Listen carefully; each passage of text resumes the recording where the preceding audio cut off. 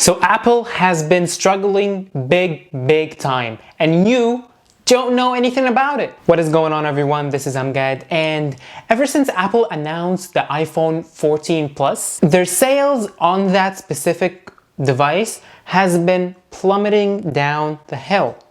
Now we're at the iPhone 15 series. So we have the 15, 15 Plus, 15 Pro, and 15 Pro Max. The last year we had the same exact lineup, but one generation older. 14, 14 Plus, 14 Pro, 14 Pro Max. And let me tell you, Apple thought that people would love big phones. And the truth is that they do. But the problem is that they want good, beefy, powerful specs. They want the latest Apple A17 or A whatever chip. They want the triple camera setup, the ultra wide lens, the zoom lens. They want the full package. So that's one of the reasons why the 14 Pro and the 15 Pro Max, the bigger versions, are selling pretty well. And mind you, those quote-unquote Pro phones are being bought from regular people who don't even know what 4K means or 30 frames or 60 frames mean, people who don't even differentiate between 60 Hertz and 120 Hertz. And we're gonna get back to that for a second. You get the idea. Most people want the star of the show, let's put it this way.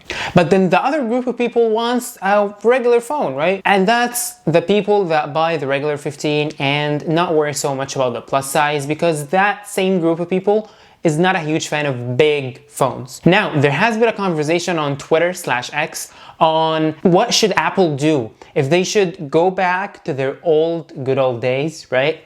And have two phones on September only, or if they should continue doing what they're doing right now, having four phones, four different lineups. And in my opinion, I don't think that's a good idea. Now, hear me out. The reason why I say that is because number one, it creates a lot of confusion to the regular consumer who just needs a new phone. He have had the same phone for 5-6 years and he's just looking for a good phone, right? In my opinion, when Apple had the line of the iPhone 6 and 6 Plus, 6S, 6S Plus, we're gonna have one flagship, one great, absolutely fantastic, the full package of the phone, and then a Plus, bigger size, whether they're gonna call it Plus or Max, like the 14 Pro and the 14 Pro Max. That's what people want.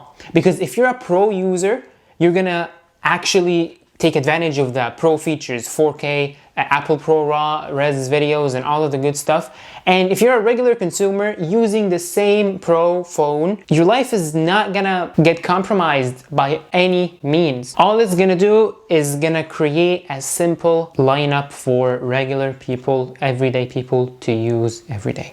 And before that, when Apple had the iPhone 13 lineup, they had the 13 mini and the 12 mini, but they killed it because most people want big screens on their phones, which is unfortunate because in my opinion, yes, the mini series of the iPhones didn't sell well, but it had like a specific nerdy niche for people who are like me, who are just a huge fan of the small phones and pocketable phones. Anyways, that's not the topic of this video, but if you guys want me to talk about why did Apple kill the mini iPhones, leave a comment down below or DM me on Instagram and tell me, hey, we want to know why did Apple stop making the mini iPhones. So imagine a world where we have one all good, one absolutely the star of the show iPhone, and then a plus size version of it. Imagine if we had two phones in September instead of having four and all of that confusion, and then the 14 Plus is not gonna sell well and the 15 Plus are not gonna sell well because they're 60 Hertz and all of that. Imagine if we had two phones. Imagine if we had the 15 Pro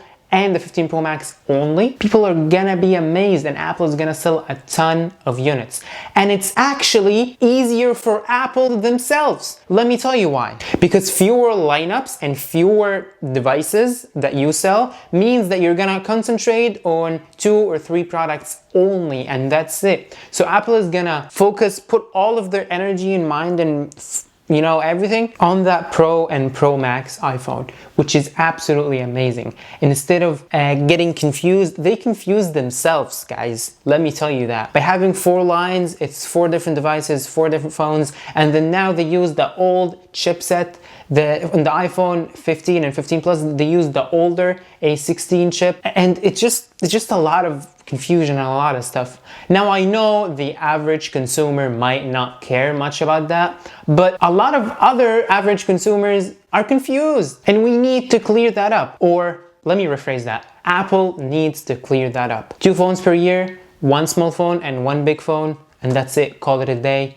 It's easier for the consumer, it's easier for Apple, it's easier for the developers, because now they're going to develop for 2 new phones instead of 4. And that might not be exactly true, because all iPhones operate the same way, same iOS, same swiping gestures, at least in the newer models. But it's still a tool, and it's just a headache for people and for Apple and for the developers. Anyways, that was it for me in this video. Thank you guys for watching, and let me know all of your thoughts in the comment section below. Do you think Apple should go back to the 2 phones in their lineup? Let me know all of your thoughts in the comment section below. And if you enjoyed this video, consider liking it, subscribing to the channel, and hit that bell icon so you don't miss any new videos. As always, this was Amgad, and I'll see you in the very next video.